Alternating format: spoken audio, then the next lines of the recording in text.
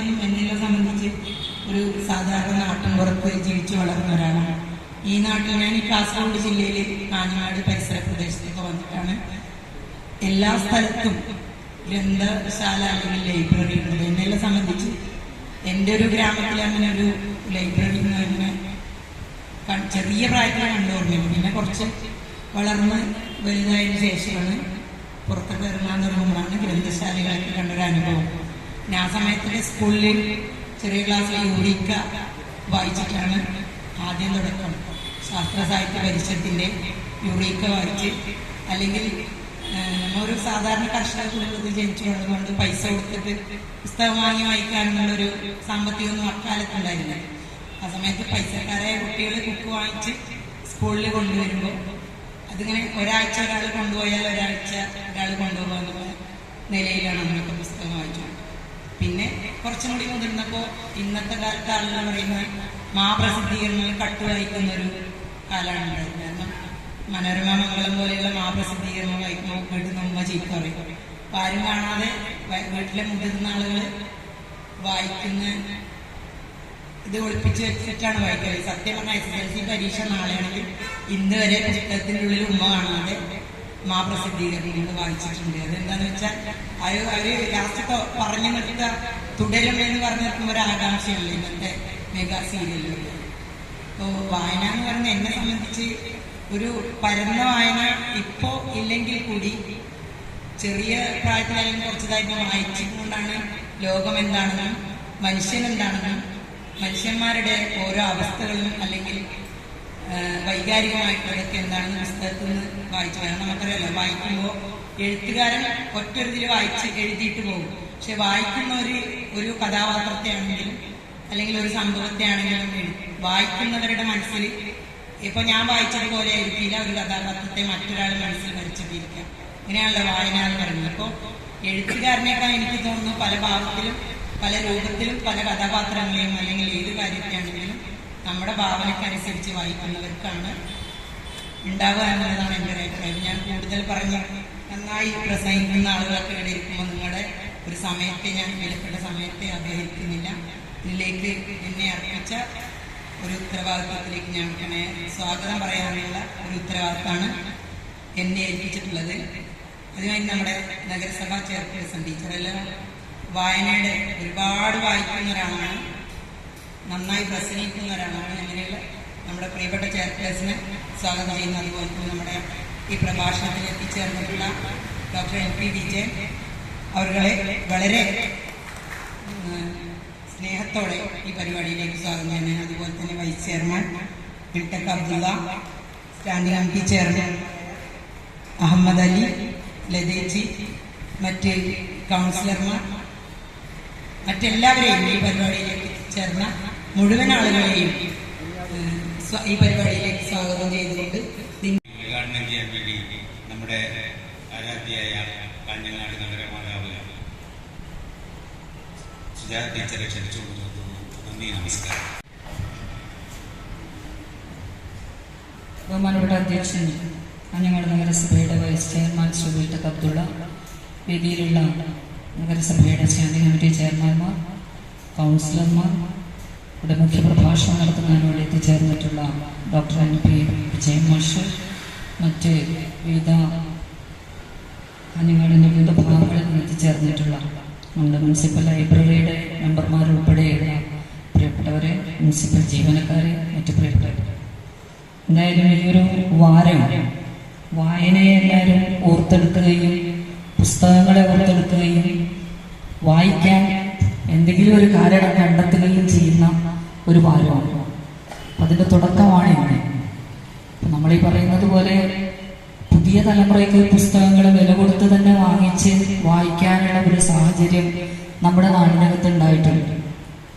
പഴയ തലമുറ ഇവിടെ സ്വാഗത പ്രസംഗത്തിൽ സൂചിപ്പിച്ചതുപോലെ പുസ്തകങ്ങൾ പലപ്പോഴും ഭൂരിഭാഗം ആളുകളും വില കൊടുത്ത് വാങ്ങാൻ പ്രാപ്തിയുള്ളവരായിരുന്നില്ലെങ്കിലും വായനയെ കൂടെ കൊണ്ടു നടന്നവരായിരുന്നു, ഒരു തരത്തിൽ അല്ലെങ്കിൽ മറ്റൊരു തരത്തിൽ. നമ്മളൊക്കെ ആദ്യം വായിക്കാൻ തുടങ്ങിയത് പുളിയും പഞ്ചസാരയൊക്കെ പൊതിഞ്ഞുകൊണ്ടിരുന്ന കടലാസാണ്.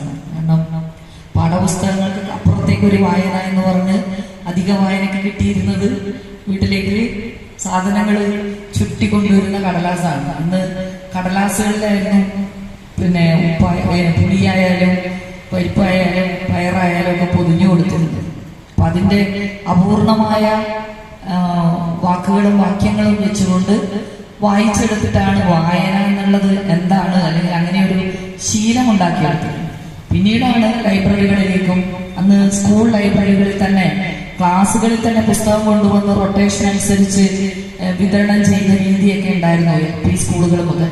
അപ്പൊ അതൊക്കെ അന്നത്തെ അധ്യാപകരായാലും അന്നത്തെ വായനശാലകളായാലും സാമൂഹ്യ പ്രസ്ഥാനങ്ങളായാലും നമ്മളെ വായനയോട് അടുപ്പിക്കുന്നതിന് വേണ്ടിയിട്ടുള്ള പല പല മാർഗങ്ങൾ തേടിയിരുന്നു. ഇന്നത്തെ തലമുറ വായിക്കുന്നില്ല എന്നുള്ള അഭിപ്രായമൊന്നും എനിക്കില്ല.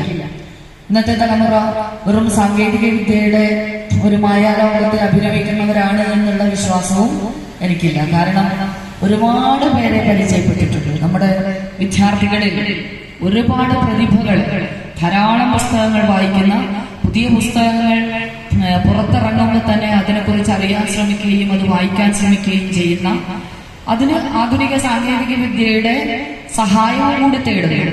ഇപ്പോ പുതിയ കാലത്തെ കുട്ടികൾക്ക് പുതിയ സംവിധാനങ്ങളുണ്ട്. ശബ്ദം ഇല്ലേ പക്ഷേ കഥാകാരന്റെ ശബ്ദത്തിൽ തന്നെ പുസ്തകങ്ങൾ കേൾക്കാൻ, വായിച്ചില്ലേ കേൾക്കാൻ കഴിയും. അപ്പോ നമുക്ക് കുറെ കൂടി ആ എഴുത്തിന്റെ ഭാവം ശരിക്കും നമുക്ക് കിട്ടും. എന്താണോ ആ എഴുത്തുകാരൻ ഉദ്ദേശിക്കുന്നത് അയാൾ തന്നെ അത് വായിക്കുന്ന രൂപത്തിലേക്ക് നമ്മുടെ സാങ്കേതിക വിദ്യയിലൂടെ നമുക്ക് അങ്ങനെയുള്ള പുസ്തകങ്ങൾ കേൾക്കുമ്പോൾ, അതായത് വായിച്ച് അയാളെ കേട്ടുകൊണ്ടിരിക്കാൻ കഴിയുമ്പോൾ എന്താണോ അയാൾ ആ ഓരോന്നും എഴുതുമ്പോൾ അർത്ഥമാക്കിയിട്ടുള്ളത്, അല്ലെങ്കിൽ എന്ത് ഭാവം ഉൾക്കൊണ്ടുകൊണ്ടാണ് അത് എഴുതിയിട്ടുള്ളത് എന്നൊക്കെ മനസ്സിലാക്കാൻ കഴിയുന്ന രൂപത്തിലേക്ക് പുതിയ കാലത്തെ വായനക്കാര്, പുതിയ കാലത്തെ കുട്ടികളായാലും അവര് കൂടുതൽ അതിന്റെ സാധ്യതകൾ കണ്ടറിഞ്ഞിട്ടുള്ളവരാണ്. അതുകൊണ്ട് തന്നെ അവരെ ചൂസ് ചെയ്യാനുള്ള, തെരഞ്ഞെടുക്കാനുള്ള പിന്നെ ഒരു ദിശാബോധം പുതിയ തലമുറയ്ക്ക് ഉണ്ടാക്കി കൊടുക്കണം എന്നുള്ളത് മാത്രമേ ഉള്ളൂ. എന്താണ് വായിക്കേണ്ടത് എന്നുള്ളത് അവരെ അറിയിക്കുക മാത്രമേ ചെയ്യേണ്ടതുള്ളൂ. വായനാശീലം നന്നായുള്ള ധാരാളം കുട്ടികൾ പഴയ തലമുറയിൽ എന്നതുപോലെ തന്നെ പുതിയ തലമുറയ്ക്ക് എത്തുന്നത്. അങ്ങനെ പറയുമ്പോൾ പഴയ ആൾക്കാരെല്ലാവരും വായിക്കുന്നവരൊന്നും ആയിരുന്നില്ല. പഴയ കാലത്ത് കുറച്ചുപേര് വായിക്കുമായിരുന്നു, കുറച്ചുപേര് അതിലൊന്നും താല്പര്യമില്ലാത്തവരുണ്ടായിരുന്നു, അവർക്ക് വേറെ താല്പര്യങ്ങളുണ്ടായിരുന്നു, കളിക്കാൻ താല്പര്യമുള്ളവരുണ്ടായിരുന്നു, മറ്റെന്തെങ്കിലും തരത്തിലുള്ള താല്പര്യങ്ങളുള്ളവരുണ്ടായിരുന്നു. വായിക്കുന്നവർ ഒരുപക്ഷെ ഇന്നത്തെ പോലെ തന്നെ ഒരു ചെറിയ വിഭാഗം മാത്രമായിരുന്നു. അത് വായിക്കുക, പ്രകടിപ്പിക്കുക എന്നുള്ളതൊക്കെ ഇന്നും അത് നടക്കുന്നുണ്ട്. അതിനെ പ്രോത്സാഹിപ്പിക്കാൻ പഴയ കാലത്തെക്കാളും ലൈബ്രറികളും ക്ലബ്ബുകളും അതുപോലെ തന്നെ തദ്ദേശ സ്വയംഭരണ സ്ഥാപനങ്ങളും സർക്കാരും ലൈബ്രറി കൗൺസിലും ഒക്കെ വളരെ നല്ല രൂപത്തിൽ ഇടപെടുന്നു എന്നുള്ളതാണ്. കാരണം ലൈബ്രറി കൗൺസിലൊക്കെ ഓരോ സമയത്തും ഒരു ലൈബ്രറികൾക്കുള്ള ഗ്രാന്റ്, അതുപോലെ അവർക്ക് പുസ്തകങ്ങൾ വാങ്ങിച്ചെടുക്കുന്നതിന് വേണ്ടിയിട്ടുള്ള പുസ്തക മേളകൾ ഒക്കെ സംഘടിപ്പിക്കുമ്പോൾ അത് ഈ നാട്ടിലേക്ക് തന്നെയാണ് ആ പുസ്തകങ്ങളൊക്കെ പ്രചരിക്കുന്നത്. ഒരിക്കലെങ്കിലും എന്തെങ്കിലും തരത്തിലുള്ള ചർച്ചകൾ ഉണ്ടാവുമ്പോൾ അത് തുറന്നു നോക്കാതിരിക്കാൻ കഴിയാത്ത രൂപത്തിലേക്കുള്ള ചർച്ചകളും സംഘടിപ്പിക്കും. കാഞ്ഞങ്ങാട് മുനിസിപ്പൽ ലൈബ്രറിയെ സംബന്ധിച്ചിടത്തോളം അതിന് ഏറ്റവും മാതൃകാപരമായിട്ടുള്ള പ്രവർത്തനം കഴിഞ്ഞ കോവിഡ് കാലം മുതൽ നടത്തിവരുന്ന ഒരു ലൈബ്രറിയാണ്. കാരണം ഓൺലൈനായിട്ട് എല്ലാ വിഷയങ്ങളെ സംബന്ധിച്ചുമുള്ള പ്രഭാഷണങ്ങളും സംവാദങ്ങളും ഒക്കെ തന്നെ നമ്മൾ ആദ്യകാലത്ത് എല്ലാ ദിവസവും ഉണ്ടായിരുന്നു. പിന്നീട് അത് ആഴ്ചയിലായി. ഇപ്പോൾ 2 ആഴ്ചയിൽ ഒരിക്കൽ ആ ഓൺലൈൻ കലാസാഹിത്യ സാംസ്കാരിക മേള എന്നുള്ള രൂപത്തിൽ അത് ഇപ്പോഴും തുടരുകയാണ്. ഈ ഒരു വാരത്തിലും ഇന്നിപ്പോ ഉച്ചയ്ക്ക് ഒരു ചെറിയൊരു മത്സരം നമ്മൾ നടത്തി കഴിഞ്ഞു. മുനിസിപ്പൽ കൗൺസിലർമാർക്കും ജീവനക്കാർക്കും വേണ്ടിയിട്ട് ഒരു പുസ്തകാവലോകനം, പുസ്തക ആസ്വാദന കുറിപ്പ് മത്സരം നടത്തി. വളരെ കുറഞ്ഞ പങ്കാളിത്തമേ ഉണ്ടായിരുന്നുള്ളെങ്കിൽ പോലും MTയുടെ മഞ്ഞിനെ കുറിച്ചാണ് എഴുതാൻ വേണ്ടിയിട്ട്, ഒരു ആസ്വാദന കുറിപ്പ് എഴുതാൻ വേണ്ടിയിട്ട് മത്സരം സംഘടിപ്പിച്ചത്. നാളെ അത് പൊതുജനങ്ങൾക്ക് വേണ്ടിയിട്ടാണ് ആ മത്സരം. അപ്പൊ അങ്ങനെ വ്യത്യസ്ത തലത്തിൽ, അതേപോലെ ഒരാഴ്ച നീണ്ടു നിൽക്കുന്ന ഓൺലൈൻ പരിപാടികൾ ഈ വായനാവാരത്തിന്റെ ഭാഗമായിട്ട് നടക്കുകയാണ്. അപ്പൊ ഇന്ന് ഇവിടെ പ്രഭാഷണത്തിനും അതെ വിജയമാഷ് നേരത്തെ തന്നെ അധ്യാപക പ്രസ്ഥാനത്തിന്റെ ഭാഗമായി മാഷും ഞാനും ഒരേ വേദികളിൽ ഒരുപാട് തവണ ഉണ്ടായിട്ടുണ്ട്. മാഷിന്റെ ഡോക്ടറേറ്റ് PhD പഠനകാലത്തൊക്കെ പലപ്പോഴും അദ്ദേഹം പല വേദികളിലും ആ വിഷയത്തെക്കുറിച്ചൊക്കെ സംസാരിക്കുന്നത് കേട്ടിട്ടുണ്ട്. ചക്ലിയ സമുദായത്തിൽപ്പെട്ടവരുടെ ജീവിത രീതികളുമായി ബന്ധപ്പെട്ടുകൊണ്ടുള്ള വിഷയത്തിൽ ഗവേഷണം നടത്തുകയും ഡോക്ടറേറ്റ് നേടുകയും ചെയ്തിട്ടുള്ള ആളാണ് മാഷ്.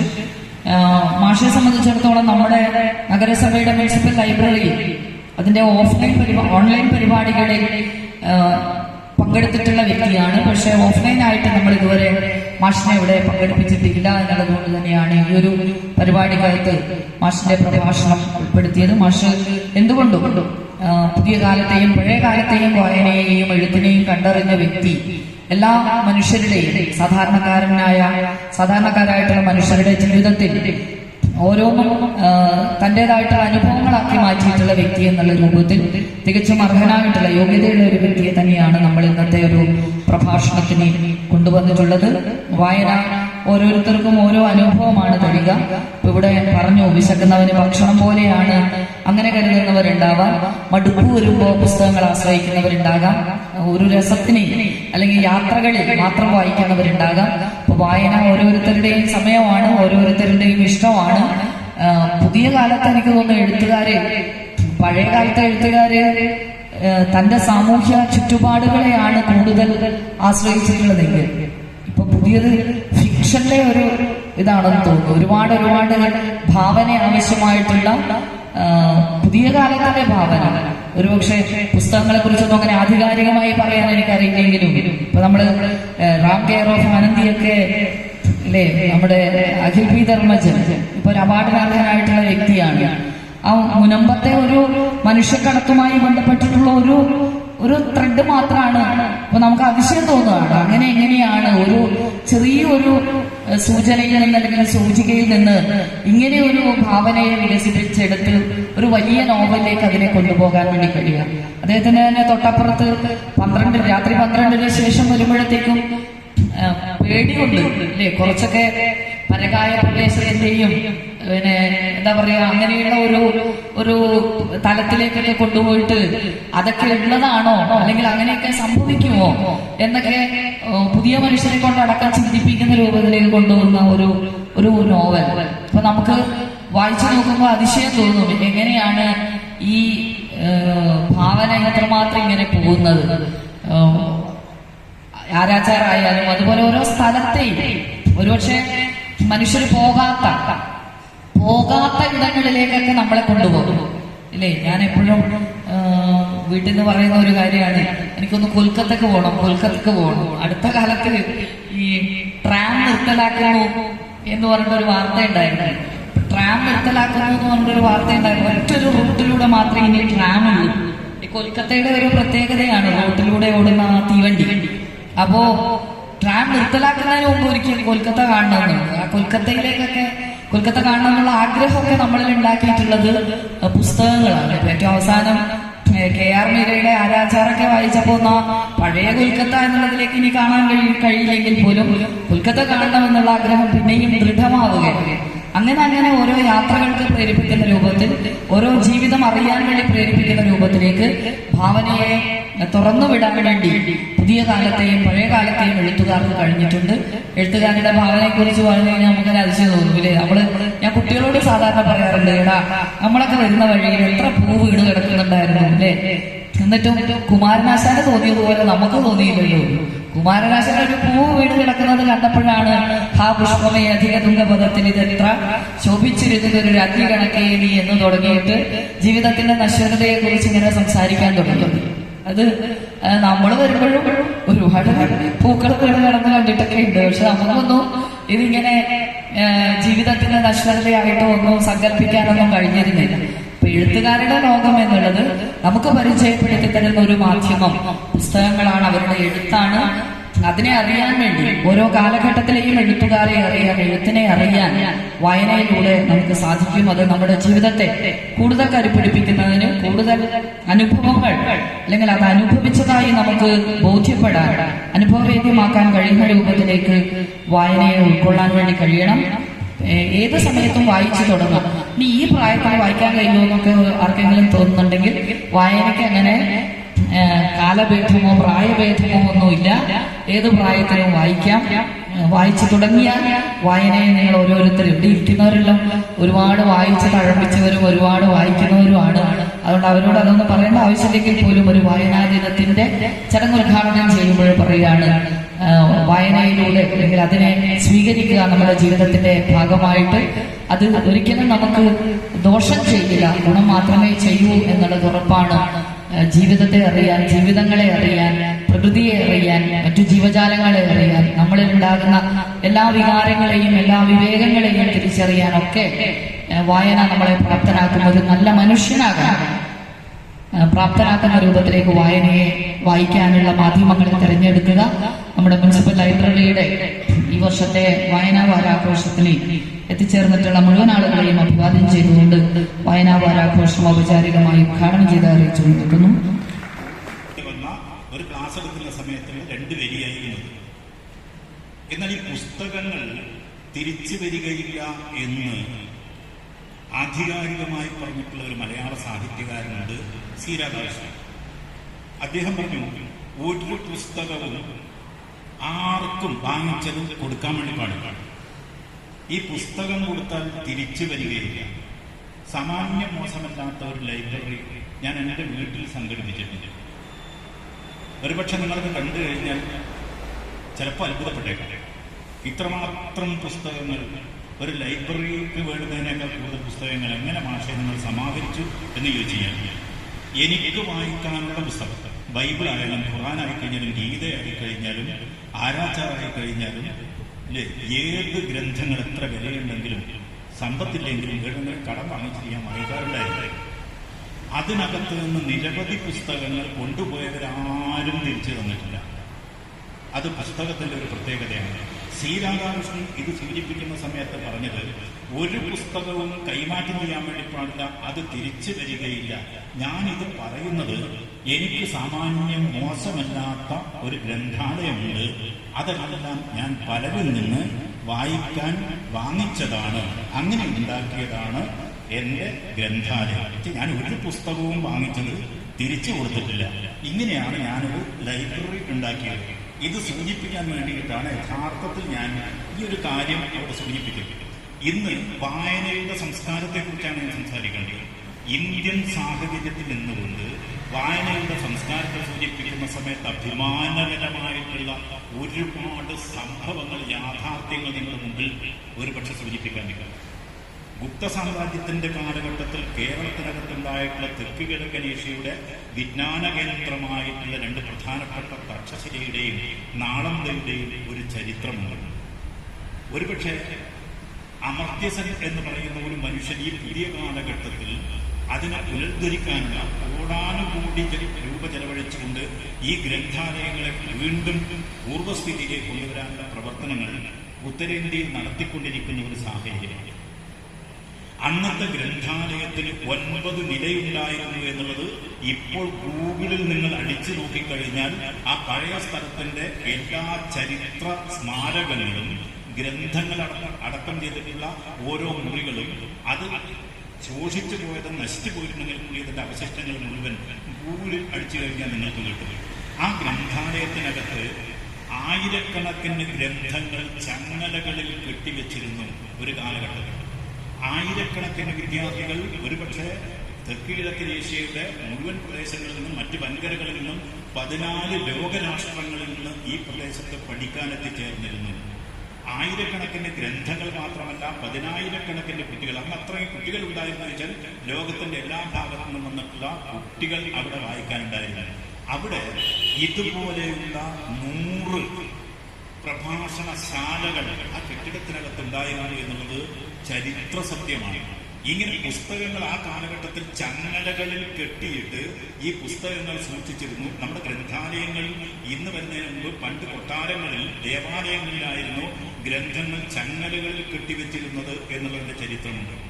കുയാൻസാങ് എന്ന് പറയുന്ന ഒരു മനുഷ്യൻ ഇവിടുത്തെ ഒരു വിദ്യാർത്ഥിയായിരുന്നു. തക്ഷശിലയിലെയും നാളന്തയിലെയും എന്ന് നമ്മൾ കാണണം. അദ്ദേഹം എഴുതിയിട്ടുള്ള സഞ്ചാര അനുഭവക്കുറിപ്പിൽ വളരെ കൃത്യമായിട്ടും ഇതിന്റെ ഓരോ വശങ്ങളെയും സംബന്ധിച്ചിടത്തോളം പ്രതിപാദിക്കുന്നുണ്ട്. ഞാൻ അതെല്ലാം നിങ്ങളുടെ മുമ്പിൽ സൂചിപ്പിക്കാൻ, അതുകൊണ്ട് ഇന്ത്യയുടെ ഒരു മഹത്തായിട്ടുള്ള പാരമ്പര്യം ഇപ്പൊ തക്ഷശില ചിലപ്പോൾ പാകിസ്ഥാനിലേക്കും അതിർത്തി പ്രദേശങ്ങളിലും ബീഹാറിന്റെ മറ്റൊരു ഭാഗമായിട്ട് ഈ 2 പ്രദേശങ്ങൾ മാറുന്നതുകൊണ്ട് അവിടെ ഈ 9 നില കെട്ടിടത്തിനകത്ത് 100 പ്രഭാഷണശാലകളും ആയിരക്കണക്കിന് ഗ്രന്ഥങ്ങളും 16 ലോകരാജ്യങ്ങളിലെ ജനങ്ങൾ പങ്കെടുത്തിട്ടും അവിടെ പഠിച്ചിരുന്നതിന്റെ, അവിടെ വിജ്ഞാനം കരഗതമാക്കിയതിന്റെ ഒരു ചരിത്രമുണ്ട്. 8ാം നൂറ്റാണ്ടിൽ യഥാർത്ഥത്തിൽ വിദേശ രാജ്യങ്ങളിൽ ഇംഗ്ലണ്ടിൽ ഒരേറ്റവും വലിയ ഉത്സവം നടത്തിയായി പറയുന്നുണ്ട്. അത് റീഡിംഗ് ഫെസ്റ്റിവലാണ്. അതാണ് അതിന്റെ പ്രത്യേകത. പഠന മഹോത്സവത്തിന്റെ 8ാം നൂറ്റാണ്ടിലാണ് ഈ സംഭവം നടക്കുന്നത്. അതുകൊണ്ട് വായനയുടെ സംസ്കാരത്തെക്കുറിച്ച് നമ്മൾ സംസാരിക്കുന്ന സമയത്ത് എന്താണ് സംസ്കാരം എന്നുള്ളത് ഞാനിവിടെ വിശദീകരിക്കുന്നില്ല. അതായത് പറഞ്ഞ പരിണിതപ്രജ്ഞരാണ് എൻ്റെ ഉള്ളിൽ ഇരിക്കുന്നത്. പക്ഷെ മനുഷ്യോത്പത്തി മുതൽ ഇന്നലെ വരെ നാം നേടിയെടുത്ത ഉദാത്തമായ എല്ലാ നല്ല വശങ്ങളുടെയും ആകത്തുകയാണ് സംസ്കാരം എന്ന് നമുക്ക് വിശേഷിപ്പിക്കാൻ വേണ്ടി. അതിന് ലോകത്തെ ഏറ്റവും കൂടുതൽ നല്ല നിർവചനം നൽകിയിട്ടുള്ള മഹാത്മജിയാണ്. വിദ്യാഭ്യാസത്തെ സംബന്ധിച്ചിടത്തോളം അദ്ദേഹം നിർവചനങ്ങൾ നൽകുന്ന സമയത്ത് എന്താണ് വിദ്യാഭ്യാസം എന്ന് ചോദിക്കുമ്പോൾ പ്രകൃതിയിൽ നിന്ന് ലഭിക്കുന്ന പരിശീലനമാണ് വിദ്യാഭ്യാസം, ആത്മസാക്ഷാത്കാരമാണ് വിദ്യാഭ്യാസത്തിലൂടെ. വിദ്യാഭ്യാസ വിചക്ഷണന്മാർ പറഞ്ഞിട്ടുള്ള ലക്ഷക്കണക്കിന് ഉദാഹരണങ്ങൾ എനിക്ക് ഏറ്റവും എന്റെ ഹൃദയത്തിൽ എത്തിയത് മഹാത്മജിയുടെ വിദ്യാഭ്യാസത്തെക്കുറിച്ചുള്ള ലക്ഷണമാണ്. അത് പഠനമാണ്. According to Gandhi, education means an all-round drawing out of the best human body, mind and spirit എന്നാണ് അദ്ദേഹം എഴുതിയത്. എന്നുവെച്ചാൽ കുട്ടികളിലും മുതിർന്നവരിലുമുള്ള ആത്മീയവും ശാരീരികവും മാനസികവുമായ ഉത്തമാംശങ്ങളുടെ ആവിഷ്കാരത്തെയാണ് വിദ്യാഭ്യാസം എന്ന് പറയുന്നത്. നോക്കി എത്രമാത്രം സുന്ദരമായ നിർവചനമാണ്. കുട്ടികളിലും മുതിർന്നവരിലുള്ള ആത്മീയവും ശാരീരികവും മാനസികവുമായ ഉത്തമാംശങ്ങളുടെ ആവിഷ്കാരം, വെളിപ്പെടുത്തൽ, അതാണ് വിദ്യാഭ്യാസം. നിലവിലുള്ള കർഷകനും തെങ്ങിന്റെ മുകളിൽ കയറുന്ന രാമാട്ടും വീട്ടിനകത്ത് നല്ല സാമ്പാർ വെക്കുന്ന അമ്മയ്ക്കും യഥാർത്ഥത്തിലുള്ള വിദ്യാഭ്യാസം ഉണ്ട് എന്നാണ് അതിൻ്റെ. അക്ഷരജ്ഞാനം വിദ്യാഭ്യാസത്തിന്റെ ലക്ഷണവുമല്ല. വിദ്യാഭ്യാസത്തിലേക്ക് കടന്നു പോകാനുള്ള നിരവധി മാർഗങ്ങളിൽ ഒന്ന് മാത്രമാണ് അക്ഷരജ്ഞാനം. അതുകൊണ്ട് അക്ഷരജ്ഞാനം നേടിയവർ മാത്രമാണ് വിദ്യാഭ്യാസമുള്ളവർ എന്ന തെറ്റിദ്ധാരണ നമുക്ക് വേണ്ട. ഏത് തരത്തിലുള്ള തൊഴിലുമെടുക്കാനുള്ള ഒരു അനുഭവ സിദ്ധി ഉണ്ടാക്കുന്നതാണ് വിദ്യാഭ്യാസം എന്നാണ് മഹാത്മാജി പറഞ്ഞത്. മാതൃത്വത്തിന്റെ മഹനീയത എന്ന ശൈലിയിൽ നമ്മുടെ കുട്ടികൾ അമ്മയെന്ന് വിളിക്കുന്ന സമയത്ത്, അച്ഛായെന്ന് വിളിക്കുന്ന സമയത്ത്, വഴിയിൽ കാണുന്ന ഒരാളെ സഹോദരനെ സഹോദരിയെ ആ രൂപത്തിൽ അഭിസംബോധന ചെയ്യുന്ന സമയത്ത് ഏറ്റവും വിദ്യാഭ്യാസമുള്ള ഒരു വ്യക്തിയായിട്ട് നമ്മളെ കണക്കാക്കാൻ വേണ്ടി കഴിയും. ഇത് സംസ്കാരത്തിലേക്ക് എങ്ങനെ വരുന്നു, വായന കൊണ്ട് എന്താണ് ഗുണം എന്നുള്ളത് ഇത് 8ാം നൂറ്റാണ്ടിലെ ഒരു ചെറിയ സംഭവം നിങ്ങളുടെ മുമ്പിൽ സൂചിപ്പിക്കാം. ഞാൻ ഈ 8ാം ക്ലാസ്സിലെ കുട്ടികൾ 7-8 കുട്ടികൾക്ക് IAS നേടിയെടുക്കാൻ വേണ്ടിയിട്ടുള്ള ഒരു വിജ്ഞാന ക്ലാസ് എടുത്തുകൊണ്ടിരിക്കുകയാണ്. ഒരു 26ഓളം കുട്ടികളെ ആ ക്ലാസ്സിനകത്ത് വന്ന സമയത്ത് ആ കുട്ടികളോട് ഇങ്ങനെ ഒരു കഥ പറയുന്ന സമയത്ത് ഞാൻ ഒരു കാര്യം സൂചിപ്പിച്ചു. കുട്ടികളോട് നിങ്ങൾക്ക് എഴുതാൻ പറ്റുന്ന എഴുതണം, അത് കൃത്യമായിട്ട് നിങ്ങൾ എഴുതിക്കഴിഞ്ഞാൽ നിങ്ങൾ അധ്യാപകനെ കാണിക്കണം, അതിനകത്ത് തെറ്റുണ്ടെങ്കിൽ അവർ തിരുത്തിത്തരും, എന്നിട്ട് നിങ്ങൾ കൂടുതൽ ക്രിയാത്മകമായ ഏറ്റവും നല്ല വഴികളിലേക്ക് പോകണം. അതിന് കഥ പറയുന്ന സമയത്ത് ഞാൻ പറഞ്ഞു, ഒരിക്കൽ ഒരു ഗുരുനാഥന്റെ മുമ്പിലേക്ക് ഒരു കുട്ടി ഒരു സാധനം എഴുതിയിട്ട് കൊണ്ടുപോകും.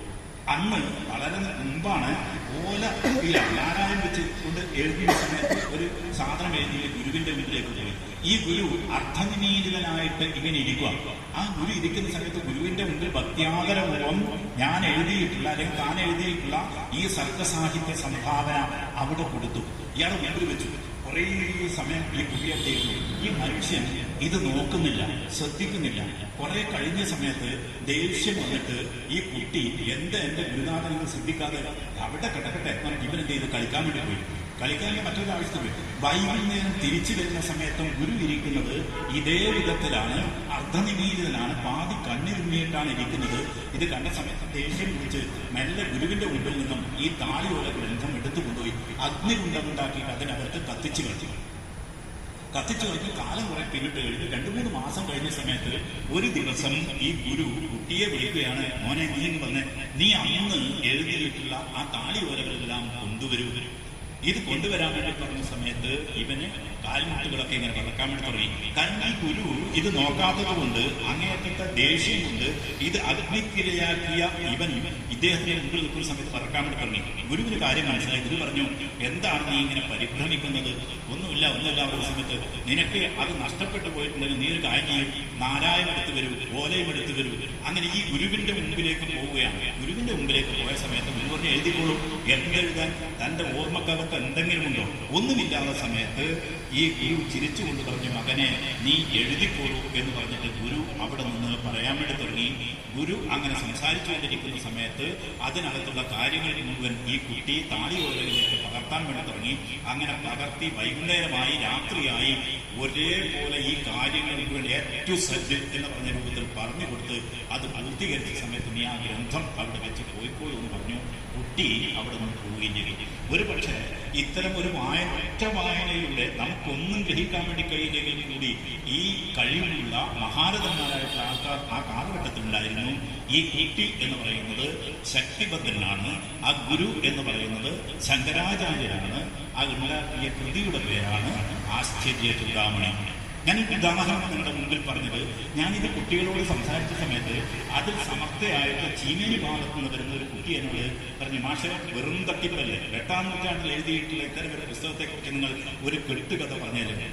ആ ക്ലാസിന്റെ അന്ത്യത്തിൽ ആ ഒരു കോഴ്സ് അവസാനിക്കുന്ന സമയത്ത് ഈ കുട്ടികളെല്ലാം ഞാൻ എൻ്റെ വീട്ടിലേക്ക് വിളിച്ചു വരുത്തുകയും വീട്ടിലെത്തിയ സമയത്ത് മറന്നു പോകാത്ത ആ കുട്ടി എവിടെ നിങ്ങളെന്ന് പറഞ്ഞ ആ പുസ്തകം എന്ന് ചോദിച്ചെന്നെ വീണ്ടും പരീക്ഷിക്കുന്ന സമയത്ത് ഞാൻ വളരെ കൃത്യമായിട്ട് എൻ്റെ ശേഖരത്തിൽ നിന്നും ഈ ശക്തിഭദ്രന്റെ ആശ്ചര്യ ചൂടാമണി എടുത്ത് ഈ കുട്ടിക്ക് കൊടുത്തു. ഞാനത് പൂർണ്ണമായിട്ട് ഇന്നും വായിച്ചിട്ടില്ല. കാരണം ആ സംസ്കൃത പ്രചുരമായിട്ടുള്ള ഗ്രന്ഥത്തിനകത്ത് എല്ലാ കാര്യങ്ങളും വായിക്കാനുള്ള സംസ്കൃത ജ്ഞാനം എനിക്കില്ല.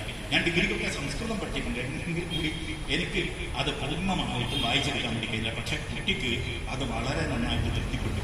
എങ്ങനെയാണ് വായന എന്നുള്ളതിൻ്റെ ഏറ്റവും പ്രധാനപ്പെട്ട ഒരു തെളിവ് ഞാൻ സൂചിപ്പിക്കും. ഒരൊറ്റ തവണ മാത്രമേ വായിക്കുള്ളൂ. ഇങ്ങനെ വായിച്ച് വ്യത്യസ്തമാക്കുന്ന ഒരുപാട് ആൾക്കാരുണ്ട്.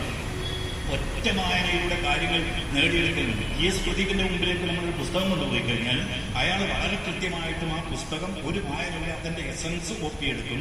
എം സ്വരാജ് എന്ന് പറയുന്ന രാഷ്ട്രീയമല്ല, നിലമ്പൂരിൽ മത്സരിച്ചുകൊണ്ടിരിക്കുന്ന ഒരു സ്ഥാനാർത്ഥിയുടെ മുമ്പിലേക്ക് ഒരൊറ്റ വായനയിൽ ഒരു ഗ്രന്ഥത്തിന്റെ അതിന്റെ മൂല്യ എസൻസ് മുഴുവൻ ആവാഹിച്ചെടുക്കാനുള്ള, അത് ഓർത്തെടുക്കാനുള്ള കഴിവ് ആ ചെറുപ്പക്കാരനുണ്ട്. എത്രയോ ആൾക്കാർ പേരെടുത്ത് പറയാനുണ്ട്. പക്ഷെ നമ്മുടെ സ്വഭാവ സംസ്കരണത്തിന് എങ്ങനെയാണ് വായന ഉപകരിക്കുന്നു എന്നത്, അതെങ്ങനെ ക്രിയാത്മകമായി കൊണ്ടുവരാമെന്നതിന് ഞാൻ ആദ്യം സൂചിപ്പിച്ച മഹാത്മജി തന്നെയാണ് യഥാർത്ഥത്തിലുള്ള തെളിവ്. അദ്ദേഹത്തിന്റെ കുട്ടിക്കാലത്ത് എയ്യോ എന്ന സമയത്ത് മറ്റ് അറിയാത്ത കാര്യം മറ്റൊരു കുട്ടി എഴുതുന്ന കട്ട് എഴുതാൻ വേണ്ടി പറഞ്ഞ് ഇവന്റെ ചെവിക്ക് പിടിച്ചിട്ടില്ല, അല്ലെങ്കിൽ മഹാത്മജി കുട്ടിക്കാലത്ത് ചെവിക്ക് പിടിച്ചിട്ടുള്ള ആ ഗുരുനാഥനോട് കോപിക്കുകയും താൻ ഇത്തരമൊരു തെറ്റ് ചെയ്യുകയില്ല എന്ന് ശപഥം ചെയ്തത് ഹരിശ്ചന്ദ്രനെ കുറിച്ച് വീട്ടിനകത്തിന് തന്റെ അച്ഛനും അമ്മയും കൊടുത്തിട്ടുള്ള ഗ്രന്ഥം ആദ്യം വായിച്ച ആ ഹരിശ്ചന്ദ്രന്റെ സ്വഭാവശീലത്തെ, സത്യസന്ധതയെ തന്റെ ജീവിതത്തിലേക്ക് പകർത്തിയെടുക്കാൻ മഹാത്മജിക്ക് കഴിഞ്ഞതുകൊണ്ട് മഹാത്മജിക്ക് തെറ്റ് ചെയ്യാൻ വേണ്ടി കഴിഞ്ഞിട്ടില്ല എന്നത് വായനയുടെ ഒരു സംസ്കാരമാണ് എന്ന് നിങ്ങളുടെ മുമ്പിൽ ഞാൻ സൂചിപ്പിക്കുകയാണ്. ഞാൻ ആ കാലഘട്ടത്തിലെ ഗ്രന്ഥങ്ങൾ മുഴുവൻ ഈ രൂപത്തിൽ. ഇനി എങ്ങനെ വായിക്കണം, വായനയുടെ സംസ്കാരം ഏത് രൂപത്തിൽ വരണം എന്നുള്ളത് ഒരുപക്ഷെ ശങ്കരാചാര്യരെ പോലെ നമുക്ക് വായിക്കാൻ വേണ്ടി കഴിയണം എന്ന് ഞാൻ നിങ്ങളുടെ മുമ്പിൽ സൂചിപ്പിച്ചു എന്ന് മാത്രം. ഒരുപക്ഷെ പുസ്തകങ്ങൾ നമുക്ക് വലിയ താല്പര്യമില്ല. പൗലോ കോയ്ലോ എന്ന് പറയുന്ന ബ്രസീലിയൻ സാഹിത്യകാരന്റെ ആൽക്കമിസ്റ്റും പിൽഗ്രിമേജും അതുപോലുള്ള പുസ്തകങ്ങൾ ഞാൻ വായിച്ചിട്ടുണ്ട്. ഈ പുസ്തകങ്ങൾ ഇറങ്ങുന്ന സമയത്ത് 20,000-ന്റെയും 30,000-ത്തിനും അത്രയും ആൾക്കാർ ഫ്രീ ആയിട്ട് ഇവിടെ നമ്മുടെ ടൗൺ ഹാളിന്റെ ഇപ്പുറം ഭാഗത്ത് ഇന്ന് എല്ലാവർക്കും വൈകുന്നേരം ഒരു 5 മണിക്ക് ഒരു chicken biryani, full chicken biryani free ആയിട്ട് കൊടുക്കുന്ന ആരും പറഞ്ഞു കഴിഞ്ഞാൽ എത്രമാത്രം ആൾക്കാർ ഇവിടെ കൂടി സ്വാഭാവികമാണ് അല്ലേ? ഭക്ഷണം, നല്ല ഭക്ഷണം, വീട്ടിൽ നിന്ന് ഭക്ഷണം കഴിച്ചതാണെങ്കിലും വൈകുന്നേരം ചായ ഇവിടുത്തെ ചടങ്ങുദ്ഘാടനം ചെയ്ത ആദരണീയായ ബഹുമാനപ്പെട്ട കായങ്ങാട് നഗരസഭാ ചെയർപേഴ്സൺ ടീച്ചർ, വേദിയിലിരിക്കുന്ന സ്റ്റാൻഡിംഗ് കമ്മിറ്റി ചെയർമാൻമാർ, ബഹുമാനപ്പെട്ട കൗൺസിലർമാർ, മറ്റു പ്രിയപ്പെട്ടവരെ, ബഹുമാന്യരെ,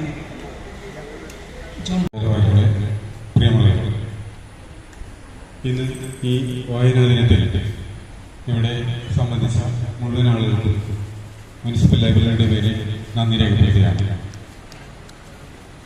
വായനാ ദിനം ഗ്രന്ഥശാല സംഘത്തിന്റെ ഉപജ്ഞാതാക്കളിൽ പ്രധാനപ്പെട്ടവരിൽ ഒരാളായ PN പണിക്കരുടെ ചരമദിനമാണ്. അദ്ദേഹത്തിന്റെ പ്രവർത്തനത്തെ ഉൾക്കൊണ്ടുകൊണ്ട് ഇന്നത്തെ ലൈബ്രറിയന്മാർ കുറച്ചുകൂടി ഉണർന്ന് പ്രവർത്തിക്കേണ്ട ഒരു സാഹചര്യമുണ്ട്. ഇവിടെ മുഖ്യപ്രഭാഷണത്തിൽ സൂചിപ്പിച്ചതുപോലെ വായനയുടെ ഒരു സംസ്കാരം അത് നിലനിർത്തുന്നതിന് നമ്മൾ ഗ്രന്ഥശാല പ്രവർത്തകരും എല്ലാവരും നല്ല രീതിയിൽ പ്രവർത്തനം നടത്തേണ്ടതുണ്ട്. ഈ അവസരത്തിൽ കൂടുതൽ സംസാരിക്കുന്നില്ല. ഈ ചടങ്ങിൽ അധ്യക്ഷത വഹിച്ച വൈസ് ചെയർമാൻ ബിൽടെക് അബ്ദുള്ള അവർക്ക് നന്ദി രേഖപ്പെടുത്തുന്നു. പരിപാടി ഉദ്ഘാടനം ചെയ്ത നഗരസഭാ ചെയർപേഴ്സൺ സുധാജ ടീച്ചർക്ക് ഈ പരിപാടി പ്രഭാഷണം നടത്തുന്നതിന് വളരെ സന്തോഷത്തോടെ ഏറ്റെടുത്ത് ഇവിടെ വളരെ സാർത്ഥകമായ ഒരു പ്രഭാഷണം നമുക്ക് നൽകിയ വിജയൻ മാഷ് ലൈബ്രറിയുടെ പേരിൽ നന്ദി രേഖപ്പെടുത്തുകയാണ്. ആശംസ നേർന്ന സ്റ്റാൻഡിംഗ് കമ്മിറ്റി ചെയർമാൻമാർക്കും ഈ പരിപാടി സശ്രദ്ധ കേട്ടുകൊണ്ടിരുന്ന എല്ലാവർക്കും നന്ദി രേഖപ്പെടുത്തിക്കൊണ്ട് നിർത്തുന്നു.